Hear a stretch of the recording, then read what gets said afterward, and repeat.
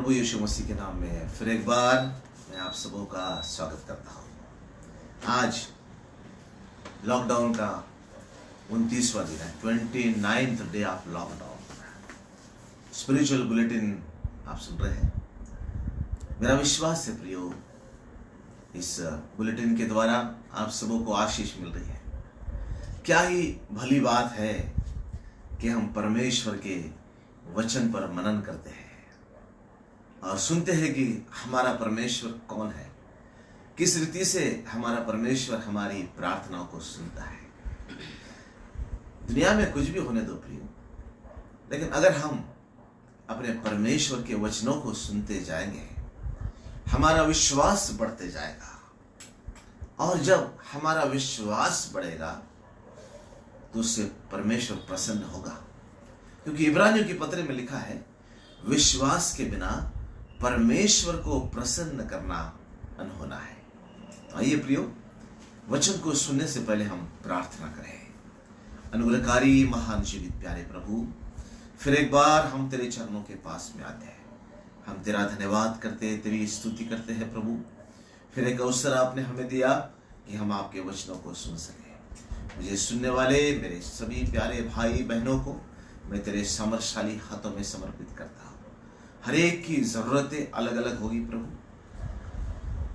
हर एक के विचार अलग अलग होंगे, लेकिन आप एक ही परमेश्वर हैं जो हमारी सारी परिस्थिति को जानते हैं और उससे छुटकारे का मार्ग भी हमें बताते हैं। इसलिए हम आपको धन्यवाद देते हैं। फिर एक बार प्रभु, आपके वचन के ऊपर में जब हम प्रार्थना करके तेरे वचन को सुनते हैं प्यारे प्रभु, मनन करते हैं, आप हमारी सहायता करें। प्रभु यीशु के नाम से इस प्रार्थना को हम मांगते करके सुन और कबूल कर। आमीन आमीन। फिर एक बार आपके घर में आकर के प्रभु के वचन को सुनाते हुए मैं बहुत आनंदित हो गया हूँ। मेरा विश्वास है जो वचन आप सुन रहे हैं उसके द्वारा आप सबों को आशीष प्राप्त हो रही है ना।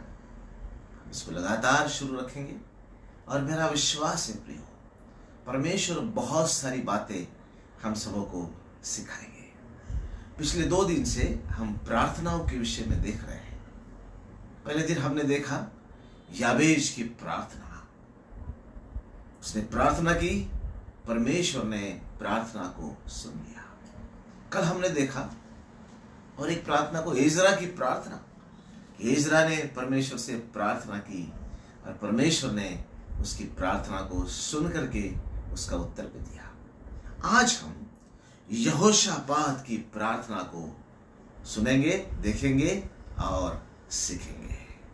तो आइए मेरे साथ में, अगर बाइबल आपके साथ में प्रियो, तो दूसरा इतिहास उसका 20 अध्याय पहले पद से लेकर 12 पद तक हम लोग देखेंगे। दूसरा इतिहास 20 अध्याय 1 से 12 पद। तो आइए पहले और दूसरे पद को अगर हम पढ़ते हैं, वहां पर यहोशापात राजा जो है उस पर शत्रुओं ने चढ़ाई की। चारों तरफ से शत्रुओं ने उसको घेर लिया। बड़ी संख्या में शत्रु उसके पीछे लग गए। और फिर उसके 3रे वचन के अंदर में इस प्रकार से लिखा है, जब उसने सुना, उसके पास मैसेज आ गया, संदेश आ गया, यहोशापात शत्रुओं ने तेरे ऊपर चढ़ाई कर दी है, बहुत भारी मात्रा में शत्रु तेरे पीछे लगे हैं। और ये सुन करके यहोशापात राजा डर गया, ऐसा लिखा है। उसके मन में डर आ गया, क्योंकि वो समझ गया शत्रु खतरनाक है। शत्रुओं से बचना मेरे हाथ की बात नहीं है, मैं हार जाऊंगा क्योंकि शत्रु बहुत है। यहोशापात राजा डर गया, लेकिन वो भागा नहीं। वो जानता था कि जब मैं निर्बल होता हूं तो मेरे पास एक परमेश्वर है जो मेरी प्रार्थना को सुनता है। जो मेरे लिए असंभव है, मेरे पास वो परमेश्वर है जो उसको संभव कर देता है। और उसी 3रे वचन के अंदर में पहला काम यहोशापात जब डर जाता है तो करता है, वो परमेश्वर की खोज में लग जाता है। वो जानता है मेरे पास परमेश्वर को खोजने के सिवाय और कोई रास्ता नहीं है। मैं निर्बल हूं, मेरी सेना निर्बल हो गई है, मेरे सारी योजनाएं, मेरे प्लान्स, उससे कुछ नहीं हो सकता है। लेकिन मेरे पास एक परमेश्वर है, अगर मैं उसकी खोज में लग जाऊंगा तो मेरे लिए आशा है। यहोशापात राजा परमेश्वर की खोज में लग गया, ऐसा लिखा है बाइबल के अंदर में। और दूसरी बात उसने की है, उसने पूरे देश में उपवास का प्रचार किया। सारे देश में उसने घोषणा कर दी कि सब लोग उपवास करें, परमेश्वर के सामने आ जाए, प्रार्थना करें, उपवास के साथ में प्रार्थना करें।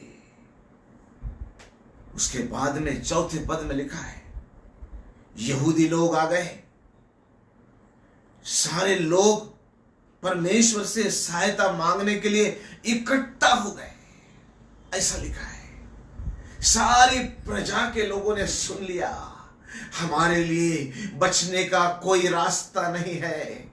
यहोशापात हमारा जो राजा है उसने घोषणा कर दी है कि आओ हम परमेश्वर को खोजें, हम उपवास और प्रार्थना का प्रचार करें, उपवास और प्रार्थना में हम लोग जाए। ये सुनकर के सारे यहूदी लोग, सारे राज्य के लोग परमेश्वर के पास सहायता मांगने के लिए इकट्ठा हो गए, ऐसा लिखा है।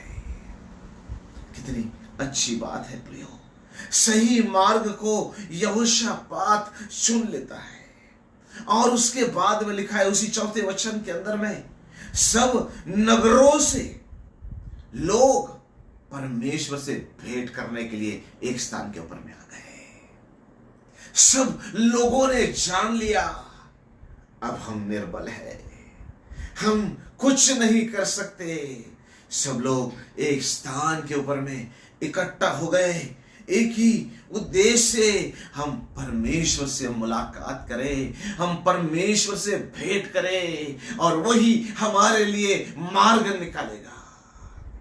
आज दुनिया के अंदर में क्या परिस्थिति है मेरे भाई मेरी बहन, कई लोग डर गए हैं, राजा महाराजा लोग डर गए हैं, धनवान लोग डर गए हैं, ज्ञानी लोग डर गए हैं। लेकिन बाइबल का परमेश्वर जो वचन हम लोग पढ़ रहे हैं उसके द्वारा हमको आशा देता है, ये सही समय है परमेश्वर को खोजने का, ये सही समय है परमेश्वर के करीब आने का और उससे प्रार्थना करने का, उससे मांगने का। जब हम आगे बढ़ते हैं प्रियो, 5वें पद में इस प्रकार से लिखा है, यहोशापात खड़ा होकर प्रार्थना करने लगा। प्रार्थना में सामर्थ्य है प्रियो, परमेश्वर प्रार्थना को सुनता है और उसका उत्तर देता है। ये यहोशापात राजा बहुत अच्छी रीति से जानता था। मुझे सुनने वाले मेरे प्यारे भाई और बहन, आज आपकी परेशानी कोई भी क्यों ना हो, आपकी परिस्थिति आज कोई भी क्यों ना हो, आपकी चिंता आज कोई भी क्यों ना हो, लेकिन एक बात पर विश्वास करें कि आपके पास और मेरे पास एक परमेश्वर है जो प्रार्थना को सुनता है और प्रार्थना का उत्तर देता है। यहोशापात के पास में यह विश्वास था कि मेरा परमेश्वर ही मेरे लिए कुछ कर सकता है और सारे ऐलान उसने कर दिए। आइए हम खड़े हो जाए और परमेश्वर से प्रार्थना करें। यहोशापात खड़ा होकर के प्रार्थना करने लगा और वचन 6 से अगर हम पढ़ेंगे, 6 वचन और 6 से 9 वचन के अंदर में वहां पर हम लोग देखते हैं प्रियो, यहोशापात राजा परमेश्वर को स्मरण दिला रहा है, जो यहोशापात राजा परमेश्वर के विषय में जानता है कि मेरा परमेश्वर कौन है, क्या कर सकता है, वो परमेश्वर को स्मरण दिला रहा है कि हे हमारे पितरों के परमेश्वर, हे हमारे पूर्वजों के परमेश्वर, क्या तू स्वर्ग में परमेश्वर नहीं है? देखिए कैसा स्मरण दिला रहा, तू स्वर्ग में परमेश्वर है।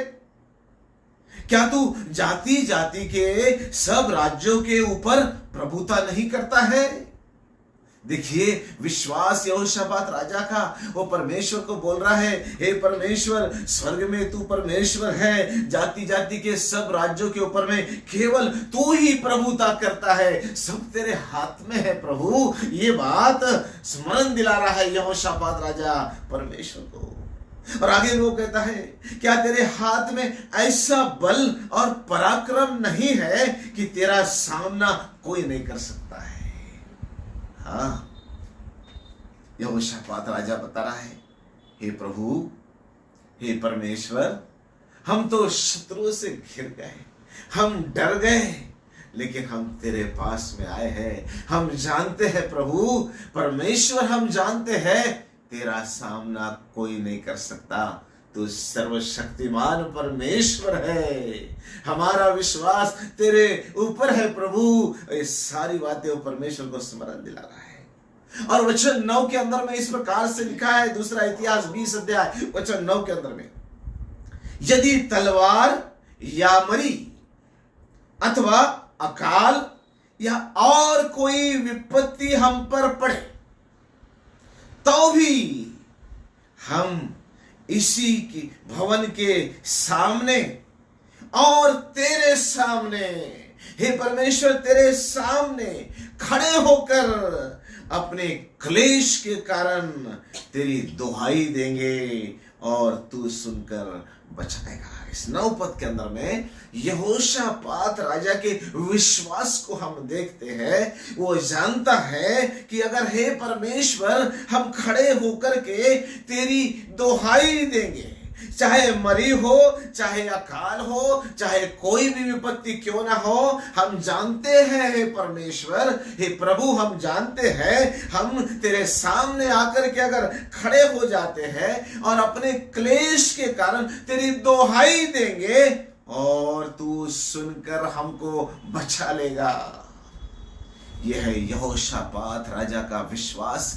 मेरे भाई, मेरी बहन, परमेश्वर को जानिए वो कौन है। तो सिर्फ जानने से नहीं होता है, उस पर विश्वास करे, उससे प्रार्थना करे, उपवास के साथ में उसके पास में आ जाए और ये परमेश्वर हमारी प्रार्थना को सुन करके हमको बचा लेगा। सुन रहे आप लोग, मेरे भाई, मेरी बहन, यहोशापात राजा चिंता नहीं कर रहा था, डर जरूर गया, लेकिन उसको पता था मेरे पास एक परमेश्वर है जो मेरी प्रार्थना को सुन करके मुझे बचाएगा, मेरी प्रजा को बचाएगा। आज राजा महाराजाओं को परमेश्वर की खोज करने की जरूरत है। हे परमेश्वर, मेरे देश को बचा, हे परमेश्वर, मेरे लोगों को बचा। राजा परमेश्वर के पास में आ गया और परमेश्वर की दुहाई देकर के कहने लगा, हे परमेश्वर, तू हमारी प्रार्थनाओं को सुन करके हमको बचा। उसके बाद में 12 पद में इस प्रकार से लिखा है, 12 पद में हम देखते हैं कि यहोशापात राजा क्या बोल रहा है। देखिए, हे हमारे परमेश्वर,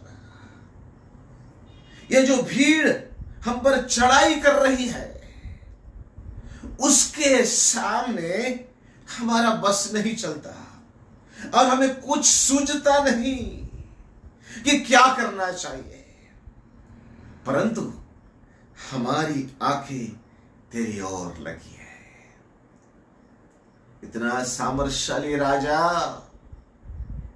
क्या कहता है, देखिए, यह जो शत्रुओं की भीड़ हम पर चढ़ाई कर रही है, आज इस वायरस से लोग परेशान हैं, देश परेशान है, नेता लोग परेशान है, डॉक्टर लोग परेशान है, साइंटिस्ट लोग परेशान है, सब लोग परेशान है। क्या करना चाहिए, कैसे रुकेगी ये महामारी, क्या करना चाहिए। सब हतबल हो गए, सब निर्बल हो गए, सब हार गए, कोशिशें कर रहे हैं लेकिन सफलता नहीं मिल रही है। यही हाल यहोशापात राजा के साथ में था और वो कहता है, हे हमारे परमेश्वर, ये जो भीड़ हम पर चढ़ाई कर रही है, ये वायरस हम पर चढ़ाई कर रहा है, उसके सामने तो हमारा बस नहीं चलता परमेश्वर, और हमें कुछ भी सूझ नहीं रहा कि हम क्या करें, क्या करना चाहिए, हमको नहीं समझ रहा है परमेश्वर।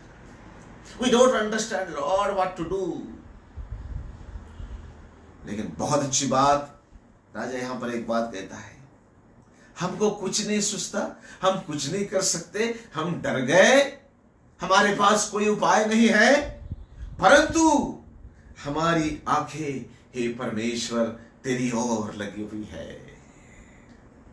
सुन रहे आप लोग, आज आपकी आंखें कहां लगी है मेरे भाई मेरी बहन? हमारे पास परमेश्वर है। भजन संहिता 121 में लिखा है,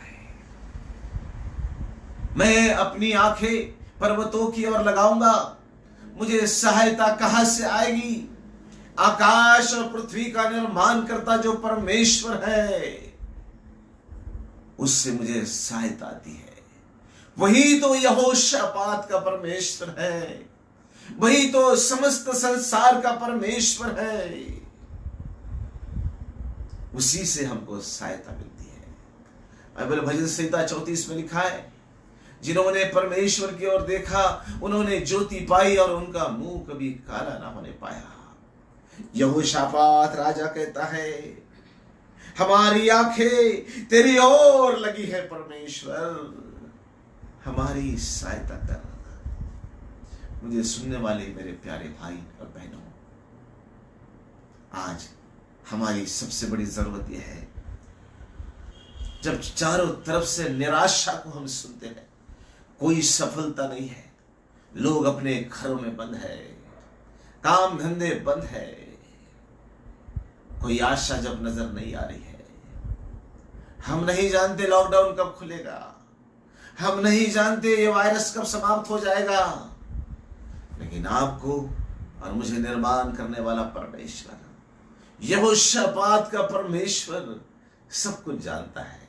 आज दुनिया में परमेश्वर की एक इच्छा है, हे मानव मेरे पास वापिस आ जा, हे मनुष्य मेरी ओर अपनी आंखें लगा, मैं तुझे बचा लूंगा।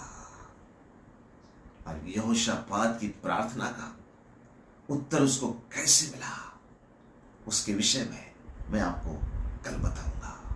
लेकिन आज इस समय अगर आप डरे हुए हैं, आपको कुछ समझ में नहीं आ रहा है, हम परमेश्वर की तरफ अपने ध्यान को लगाए, उसको स्मरण दिलाए, हे परमेश्वर आप कौन है। जैसे यहोशापात ने लगाया, उसने परमेश्वर पे विश्वास किया, उपवास की घोषणा कर दी, सब लोग एकत्रित हो गए, परमेश्वर से प्रार्थना कर ली। यहोशापात ने अपनी निर्बलता को जान लिया और कहता है, हमारी आंखें हे परमेश्वर तेरी ओर लगी हुई है। आइए हम अपनी आंखों को परमेश्वर की ओर लगाए। अगर आप अपने घर में बैठे हुए हैं, जैसे यहोशापात खड़ा हो गया, हम भी अपने स्थानों पर खड़े हो जाए और परमेश्वर की ओर अपनी आंखों को लगाए।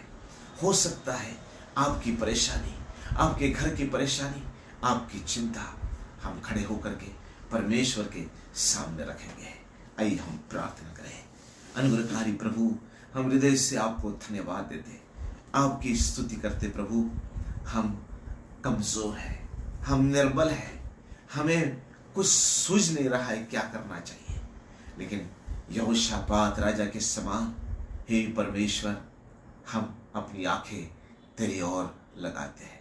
हमारा विश्वास तुझ पर है प्रभु, क्योंकि सारी सामर्थ आपके पास में है। दया कर प्रभु, मेरे सुनने वाले हर एक भाई बहनों को आशीष दे। हमारे देश के नेताओं को, हेल्थ डिपार्टमेंट को, सारे पुलिस कर्मियों को, सफाई कर्मियों को, जो भी इस वायरस से लड़ रहे हैं, लोगों को बचाने के लिए सहायता कर रहे हैं, हर एक को आशीष दे, हर एक को सुरक्षित रख प्यारे परमेश्वर पिता। और सबसे बड़ी बात ये होने दे कि हम अपने कमजोरी को जान करके आपकी ओर देखने पाए, तब आप हमारे लिए सब कुछ करेंगे, ये हमारा विश्वास है। फिर एक बार आपके जीवित वचन के लिए, आशा देने वाले वचन के लिए हम तेरा धन्यवाद करते हुए इस प्रार्थना को उद्धारकर्ता प्रभु यीशु मसीह के नाम से मांगते करके सुन और कबूल कर, आमीन। अब हमारे परमेश्वर पिता का प्रेम, प्रभु यीशु मसीह का अनुग्रह, पवित्र आत्मा की सहभागिता और नित्य उपस्थिति आप सबों के साथ अब से लेकर हमेशा तक होती रहे, आमीन आमीन।